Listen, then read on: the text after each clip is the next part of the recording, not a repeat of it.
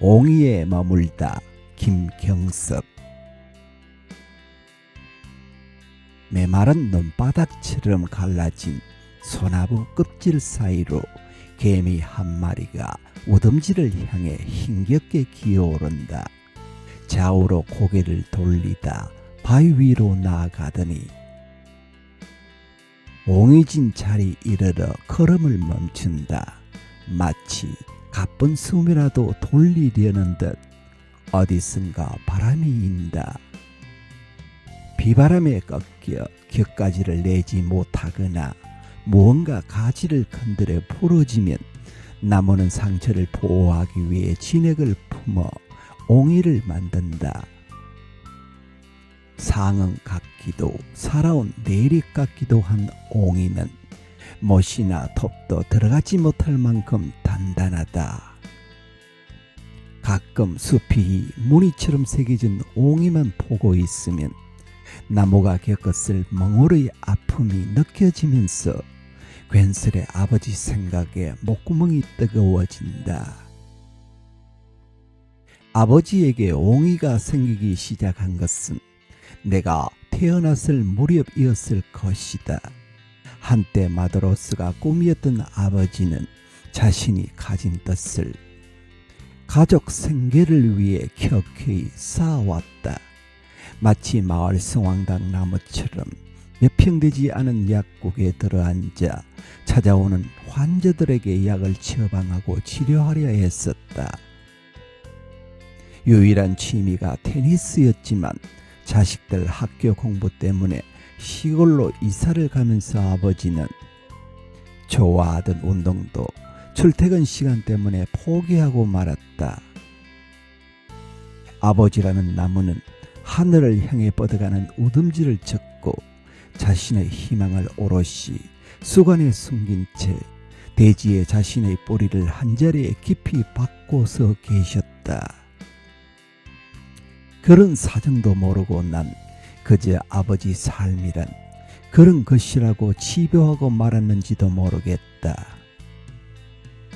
삶의 가지를 꺾고 생계의 진액을 바라며 얼마나 오랫동안 홀로 서 계셨을지 나는 감히 가늠조차 하지 못하겠다. 아버지가 나에게 화를 낸 적이 있었던가 몇 번의 고성이 있었지만 그건 나에게 향한 것이 아닌 오히려 자신에게 지르는 고함이었으리라. 야간 자율학습 시간에 공부가 하기 싫어 친구들과 만화방에서 한동안 시간을 보냈다. 담임이 그 사실을 아버지에게 알렸을 때도 큰 소리로 꾸짖기보다 무엇을 잘못했는지 아느냐며 연신 줄담배를 태우며 조용히 다이를 뿐이었다. 돌이켜보면 자신의 화를 속으로 삭히며 매번 옹이를 만들었고 그 상처들은 밖에서는 보이지 않았기에 괜찮은 줄로만 알았다. 그뿐이든가 선배들과 밖에서 만취해 집으로 돌아가 아버지와 마주쳤을 때에도 잘 나가던 대기업을 그만두고 전공과 상관없는 무역을 배우겠다고 선언했을 때에도 아버지는 한 번도 삶을 잘못 살고 있다고 나에게 말하지 않았다. 젊은 한때 인생이 오르기 힘든 나무라고 생각한 적이 있다. 열심히 사는데 상황이 나아지지 않는 자신을 보면서 열심이라는 단어가 말뜻 그대로 마음에 열불만 가득한 답답한 시절이었다. 그땐 주위에 어떤 풍경을 보아도 힘들어했고 나무 안에 숨은 뜻보다 목피에 드러난 모습만을 고집스럽게 응시했다. 인생은 더 답답해지고 제 안에 숨은 열은 사그라지지 않아 열매를 찾아 헤매는 산새처럼 연일 짹짹거리며 주위 사람들을 사납게 대했다. 그 시절 아버지에게 마저 그렇게 씩씩거리며 마주했다. 전국 사업을 핑계로 한국에 계신 부모님을 1년에 고작 몇 번 찾아뵈었을 때였다. 고향을 갈 때마다 뵌 곳은 집이 아니라 아버지 약국이었다. 아버지가 고집스럽게 약국을 1년 내내 비우지 않으셨기 때문이었다. 차를 몰고 파주에 있는 약국을 향할 때면 가는 도중 어머니로부터 전화를 받았다. 어머니는 언제 도착하는지, 내외가 같이 오는지와 같은 걱정 가득한 질문을 물었다. 떨떠름한 목소리로 금방 도착한다 라고 목청 높여 핸즈프리 마이크에 대고 퉁명스럽게 대답했다.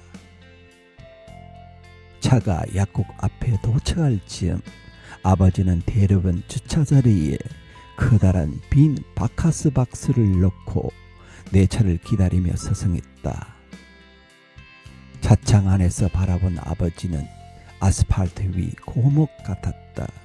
그것도 남옥에 가까운 아버지를 보면서도 그저 메마른 눈으로 그 광경을 지켜봤을 뿐 뭐하러 저렇게까지 하시나 라며 속으로 투박한 목소리를 냈다. 오래전 일이지만 그 장면이 두고두고 위통처럼 어려웠다. 스스로 마음을 꺾고 또 꺾어서인지 아버지는 내부로 쌓아둔 멍울에 조용히 시들었다. 겉으론 그렇게 단단해 보이던 아버지의 옹이가 정작 안으로 고통스러웠는지 자신의 기억을 스스로 지우셨나 보다. 아버지는 땅으로 돌아가셨다.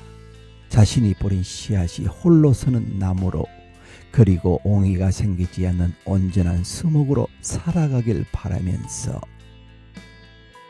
옹이진 삶이 얼마나 고달팠는지 나는 아직도 모르겠다.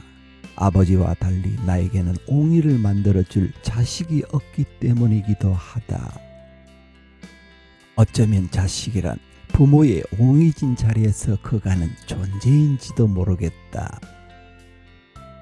상흔을 헤아리지 못하면서 그것이 상처인 줄 알지도 못한 채 자신이 쉴 곳이라고만 생각하는 어리석은 존재. 거친 나무 껍질을 통과한 노고를 조금이라도 보상받으려는 듯 개미는 동작을 멈추고 두리번거리며 부동의 자세를 유지한다. 그 개미를 바라보며 나를 떠올린다. 아버지 상처 위에서 바닥이는 존재. 옹이 위에서 아버지가 겪었을 고통도 느끼지 못한 채 자신의 아내만 챙겼을 지난 날들. 오늘의 나무는 옹이를 만들기 위해 얼마나 많은 밤을 괴로움에 숨죽였을까 생각하니 몸서리가 쳐진다. 옹이진 자리에 산들 바람으로 땀을 식히는 개미는 어느새 제 갈 길을 찾으러 6개 다리를 바삐 놀린다.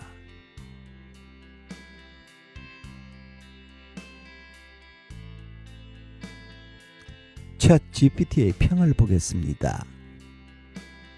옹이에 머물다는 상처를 결함이 아닌 삶의 깊이로 전환해낸 사유와 문장이 균형 잡힌 정통 수필이었기 때문에 당선되었습니다.